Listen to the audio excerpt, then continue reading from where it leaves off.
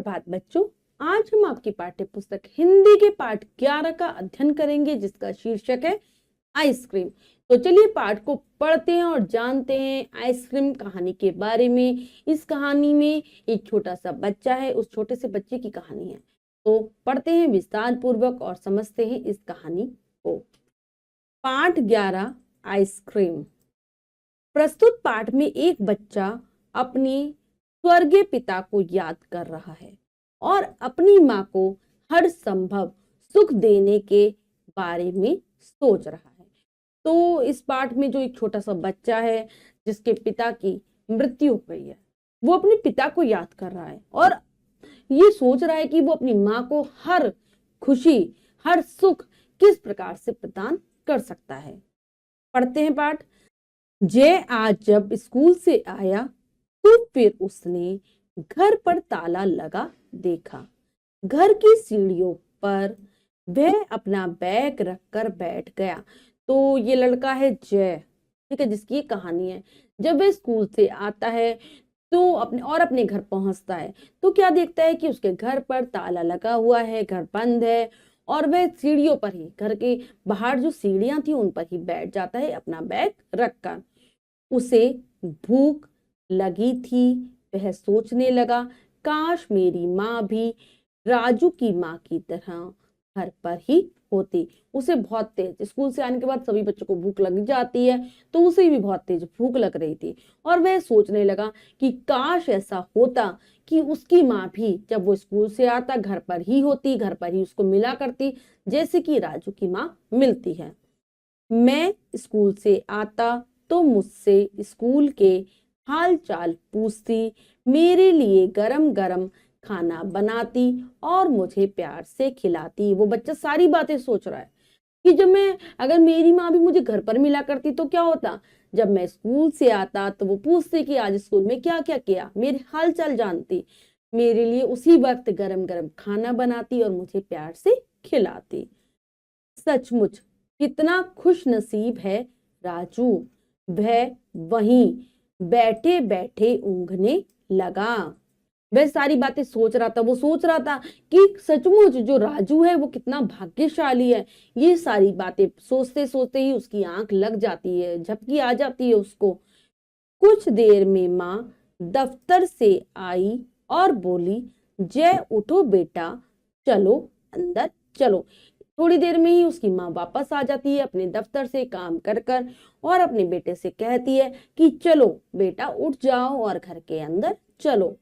जय उकताए हुए स्वर में बोला, ओफो माँ, तुमने कितनी देर लगा दी, मेरे पेट में चूहे दौड़ रहे हैं। तो बहुत ही नींद भरे से स्वर में, उकताए नींद भरे से स्वर में अपनी माँ से कहता है, नींद भरी सी आवाज में अपनी माँ से कहता है कि माँ तुमने तो बहुत देर कर दी, मेरे पेट में चूहे दौड़ रहे हैं, मतलब कि मुझे बहुत तेज भूख लग रही है। माँ जय को पुचकारती हुई बोली, देखो मैं अभी तुम्हारी थकावट दूर करती हूँ, खाना गरम करके अभी परोसती हूँ। ऐसा कहते हुए माँ ने ताला खोला।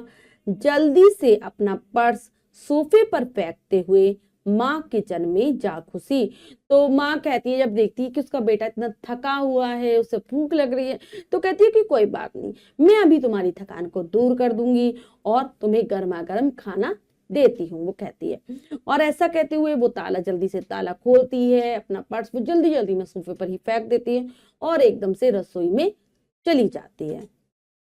जय ने हाथ मुंह धोए और खाने की मेज पर जा बैठा। खाना खाते खाते जय कुछ सोचने लगा। तो जय भी घर के अंदर आ जाता है, अपने हाथ मुंह धो लेता है और खाने की मेज पर जाकर बैठ जाता है। जब वो खाना खा रहा था, खाना खाते खाते ही वह सोचने लगता है। उसे वे दिन याद आने लगे जब पापा भी थे। पापा प्यार से उसे मिट्ठू बुलाते थे। वो याद करने लगा अपने पापा के बारे में। जब उसके पापा जिंदा थे, पापा उसे बहुत प्यार करते थे और उसे प्यार से मिट्ठू कहकर बुलाते थे। एक बार उसे याद है जब पापा दफ्तर से आइसक्रीम लेकर आए थे, तीनों की अलग अलग फ्लेवर वाली आइसक्रीम। तो उसे वो वाली बात भी याद है कि जब उसके पापा ऑफिस से, अपने कार्यालय से आए थे तो उन सभी के लिए आइसक्रीम लेकर आए थे। और वो 3 जने थे, मम्मी, पापा और जय। तो तीनों के लिए अलग अलग फ्लेवर की, अलग अलग स्वाद वाली उन्होंने आइसक्रीम लाई थी। घर तक आते आते आइसक्रीम पिघल चुकी थी और माँ ने कहा था, तुम भी बस, क्या इतनी गर्मी में आइसक्रीम यूं ही जमी रहेगी। तो पापा को ऑफिस से घर आने में थोड़ा समय लग गया, जिसके कारण क्या हुआ था, आइसक्रीम पिघल गई थी। तो माँ ने यही कहा था उस वक्त कि तुम भी बस इतनी गर्मी में आइसक्रीम लेकर आए, तो तुमने क्या सोचा था कि आइसक्रीम रास्ते में ऐसे ही जमी रहेगी।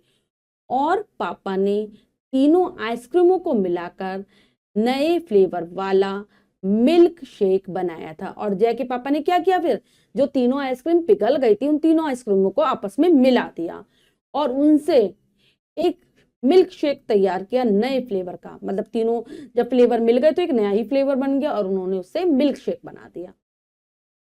अचानक माँ का कोमल हाथ उसके बालों को सहलाने लगा। वह मानो नींद से जाग उठा हो। तो जय तो सारी बातें सोच रहा था, अपने पापा को याद कर रहा था, तभी उसकी माँ उसके पास आती है और उसके बालों को अपने हाथों से सहलाने लगती है। तो जैसे ही माँ का कोमल एहसास उसको मिलता है तो ऐसा लगता है कि वो एकदम से नींद से जाग उठा हो। माँ ने कहा, क्या बात है, आज तुम बड़े गुमसुम से दिखाई दे रहे हो। तो माँ समझ जाती है कि आज तो जरूर कोई ना कोई बात है। जय इतना चुपचाप है, वो कहती है कि क्या हुआ, क्या बात है, तुम इतनी चुपचाप से क्यों दिखाई दे रहे हो मुझे। कहीं आज फिर से तो अजय से झगड़ा नहीं हुआ, या फिर तुम्हारी टीम क्रिकेट मैच में हार गई। तो माँ पूछती है, कहीं आज तुम्हारा फिर से तो अपने क्लास के लड़के अजय से झगड़ा तो नहीं हो गया, तुम्हारी टीम क्रिकेट मैच तो नहीं हार गई, ऐसे पूछती है माँ उसकी। जय ने कहा, माँ पता नहीं क्यों आज मुझे पापा की बड़ी याद आ रही है। पापा को भगवान ने अपने पास क्यों बुला लिया। तो जय कहता है अपनी माँ से कि पता नहीं आज क्या हो गया है, मुझे पापा की बहुत ज्यादा याद आ रही है। वो भगवान को भी कहता है कि भगवान ने क्यों बुला लिया मेरे पापा को अपने पास। इतना सुनते ही माँ ने जोर से जय को गले से लगा लिया और उसकी आंखें आंसुओं से लबालब भर गई। तो इस बात से माँ को भी बहुत दुख पहुंचता है। वो एकदम से जोर से पकड़कर जय को अपने गले से लगा लेती है और उसकी आंखों से आंसू आने लगते हैं। माँ की सिसकियां बंद होने का नाम ही नहीं ले रही थी। तो माँ, उसकी माँ जो जय की माँ थी, बहुत सुबक सुबक कर रो रही थी। उसकी ये जो सिसकियां थी वो रुक नहीं रही थी। यह देखकर जय का उदास मन कुछ और उदास हो गया। तो जय तो पहले से ही उदास था, निराश था, गुमसुम था आज, और जब उसने माँ को ऐसे रोते हुए देखा तो वो और ज्यादा उदास हो गया।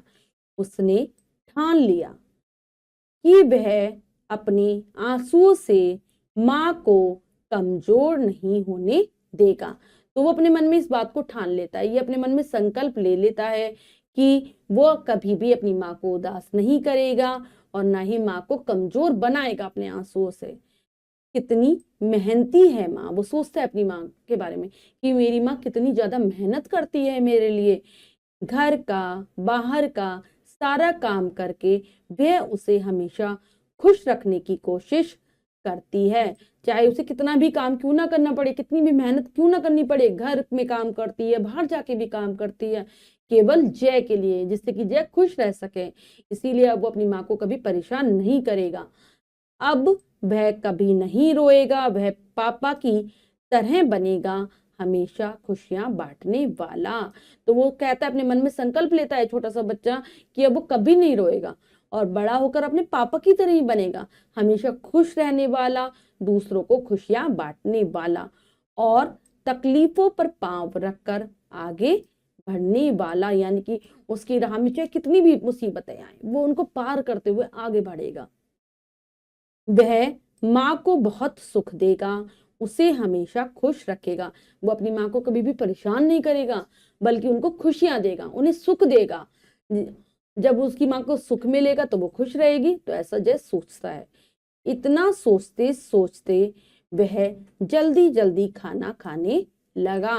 ये बात सोचते सोचते वो जल्दी जल्दी अपने खाने को समाप्त करता है, खाना खाने लगता है। तो बच्चों, हमने पाठ के माध्यम से जाना एक छोटे से बच्चे के बारे में। जय नाम के बच्चे की कहानी को हमने जाना कि किस प्रकार से वो अपने पापा को याद करता है, लेकिन जब वो देखता है कि उसकी माँ भी कमजोर हो रही है उसकी वजह से, तो वो अपने मन में संकल्प कर लेता है कि वो माँ को कभी परेशान नहीं करेगा, दुखी नहीं करेगा, उन्हें खुशियां देगा, उन्हें सुख देगा।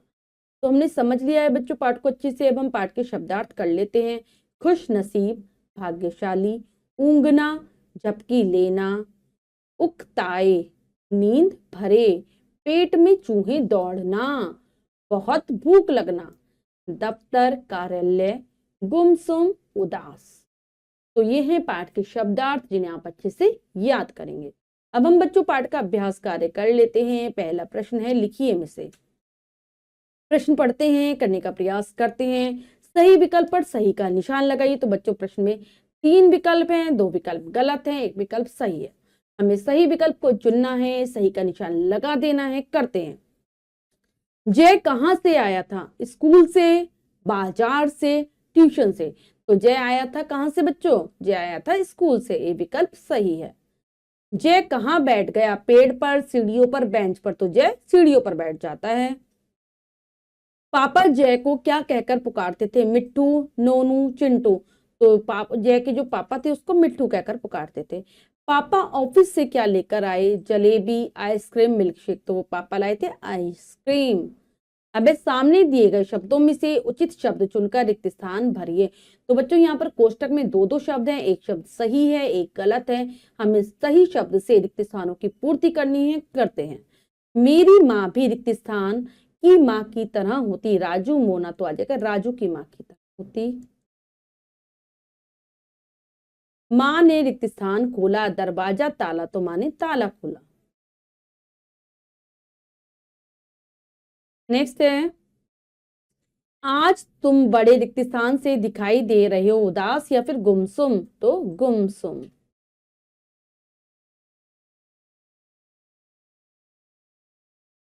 उसकी आंखें आंसुओं से रिक्त स्थान भर आई। तो लबालब।